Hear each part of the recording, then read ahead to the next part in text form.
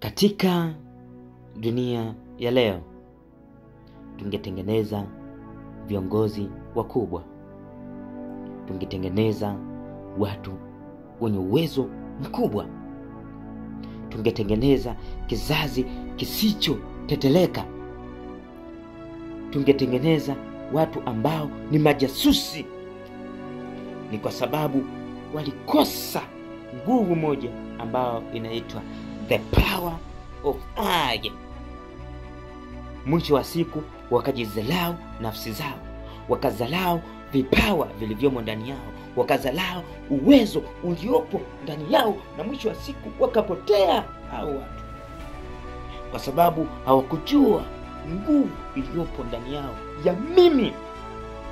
Hata katika kile kitabu cha Mwenyezi Mungu, yaani Bible, ikaandika kwamba mimi ndiye Mungu wako. Mwenyezi Mungu hakuwa mjinga kumtamkia mtu mwingine akasema yaani mimi. Kuna watu wengi sana ambao leo hii wangekuwa wanatisha kwa sababu ya I am waliipoteza. Sasa siku ya leo nataka twende kwa pamoja ili turudishe kile ulichokuwa umekipoteza, kirudi kikujenge tena kwa mara nyingine. Say I am rich.